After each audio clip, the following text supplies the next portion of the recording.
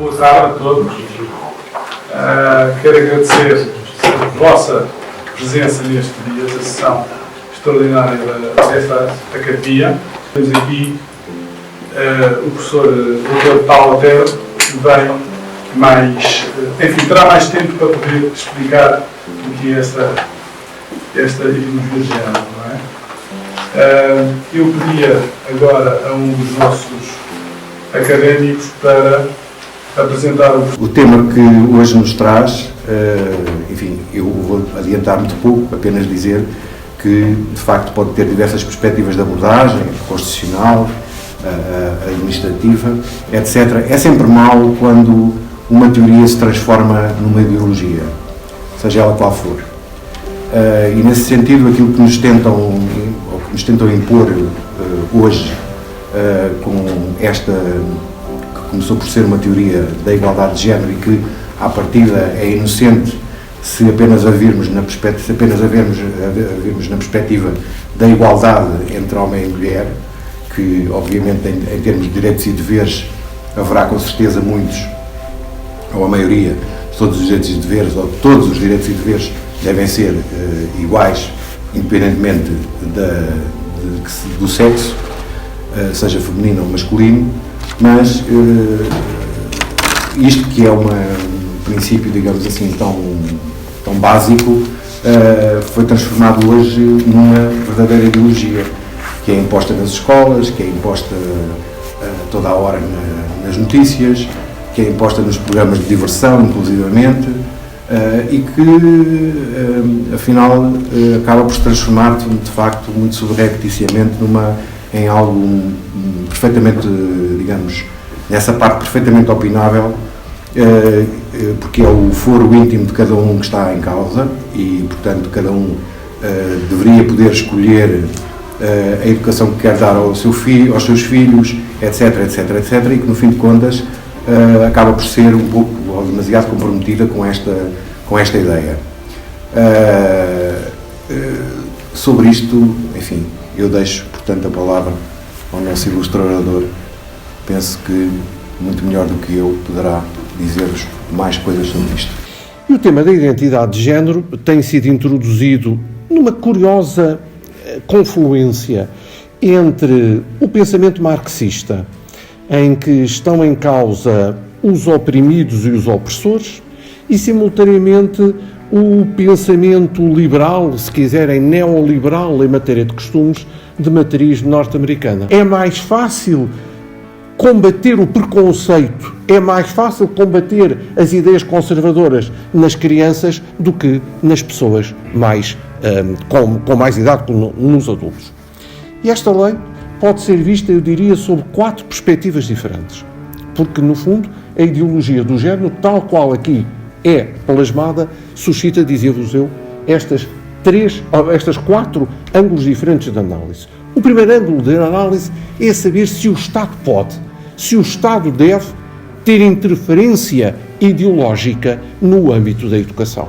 Primeiro ponto, a lei é inconstitucional porque aponta para uma programação ideológica da educação. Segunda ótica de perspectiva tem a ver com o papel dos pais. À luz da Constituição, os pais são os responsáveis pela educação dos filhos. E o que aqui está é uma substituição dos pais na formação, na educação das crianças pelo Estado. É, de algum modo, a lógica de Platão, a lógica totalitária de que deve ser o Estado a educar as pessoas. O papel dos educadores. Porque a própria Constituição, porque a própria lei, a Lei 38 de 2018, aponta para uma formação dos professores, isto é, no fundo, uma doutrinação dos professores de acordo com a lógica de os sensibilizar, ou melhor dito, de lhes impor a sensibilização dos mais jovens, da formação dos mais jovens. Isto é, a lei também aponta para pôr em causa a liberdade de ensinar por parte dos docentes, no fundo criando uma doutrinação dos professores, porque pertencem, eu diria, à velha ordem, há que instruí-los, há que adaptá-los à sua mentalidade para transmitirem esta nova ordem de valores. Ou, em último lugar, porque a lei não limita A lei não limita qual é o grau de ensino que deve ser, no fundo, adaptado a estas circunstâncias, vai desde o ensino básico ao ensino universitário, o que significa que no limite em relação ao ensino universitário há aqui um condicionamento da liberdade universitária, da liberdade de cátedra. E quarto e último ponto, talvez de todos até o mais importante, o que está em causa é pôr, no fundo, em risco o direito ao livre desenvolvimento da personalidade das crianças. O que está em causa é, no fundo, a imposição de um modelo a essas mesmas crianças. É isto tudo adaptado, tudo isto complementado com uma verdadeira doutrinação em termos de linguagem, isto é, criar, permitam-me a expressão do George Orwell no livro 1984, criar uma novilíngua. E o que é esta novilíngua? Por exemplo, é não utilizar a expressão homem, mulher, rapaz, rapariga, menino, menina, moço, moça. Porquê? Porque isto, no fundo, está de acordo com a velha doutrina de que ou é homem ou é mulher. E isto conduz, no fundo, a uma tentativa de criar, no fundo, uma verdadeira ditadura da linguagem. É isto que está em causa. Eu diria que, através da ideologia do género, está a colocar-se em causa toda a ordem de valores da civilização judaico-cristã. Primeiro ponto.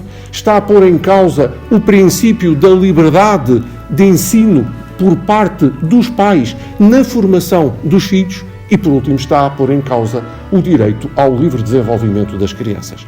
É aqui, neste último ponto, do direito ao desenvolvimento das crianças, que eu lanço, de algum modo, o desafio de saber se não é possível, amanhã, perante o risco de perturbação psíquica que as crianças podem ter, se não é possível desencadear ações de responsabilidade civil contra os estabelecimentos escolares, contra os autores que assinaram, que aprovaram, que promulgaram esta lei e que a estão a implementar por via administrativa, responsabilizando-os pessoalmente pelos danos não patrimoniais, pelos danos de natureza moral que estão a criar a essas crianças. Por vezes, a melhor forma de obrigar os governantes o poder a decidir ou a limitar os efeitos da sua decisão não é tanto com ações que ponham em causa a validade dos seus atos, mas ações que atinjam diretamente o bolso do respectivo decisor. É isso que, de algum modo, pode condicionar e pode fazer mudar a sua postura. Ou no limite, algo que em Portugal nunca foi ensaiado, mas que podemos refletir, saber se, apesar dos deputados não serem responsáveis pelas opiniões que emitem no exercício das respectivas funções, se pelo menos os partidos políticos pelos quais os deputados foram eleitos não podem ser responsabilizados civilmente pela linha política que deles está, no fundo, emergente e que fundamenta a atuação dos respectivos deputados. Isto é, não excluo a possibilidade de serem desencadeadas ações de responsabilidade civil contra os partidos políticos pelos danos que decorram da respectiva atuação enquanto agentes, no fundo, privados, associações privadas que agem no mundo político. Dirão, mas isso há o risco dos partidos políticos irem à insolvência. Nem tudo é mau. A insolvência não se fez para os animais, a insolvência fez-se para as pessoas, singulares ou coletivas, e os partidos políticos são pessoas coletivas de direito privado e estão sujeitos à regra, não podem ter privilégios relativamente aos demais cidadãos em nome do princípio da igualdade. E este é um caso gravíssimo, e eu diria mais grave do que as nacionalizações, mais grave do que os atentados que têm sido feitos à soberania nacional nos últimos 40 anos. O que de mais grave se está a fazer para o futuro é claramente a deformação, não é a formação, a deformação das personalidades dos jovens, das crianças. Acentuando curiosamente, e com isto termino, uma diferença entre o ensino público e o ensino privado. Paradoxalmente, quem motiva estas leis vem criar um abismo entre a deformação dos alunos do ensino público, muito mais intensa, porque nelas o Estado estará muito mais presente do que os alunos do ensino privado, onde naturalmente se bate esta intervenção e esta intromissão, mais do que intervenção, esta intromissão do Estado na configuração ideológica das novas gerações. Era sobre este ponto que gostaria, prometi ser breve, enfim, penso que terei usado 16 minutos, agora deixo a todos, naturalmente, o diálogo depois destas provocações. Muito obrigado.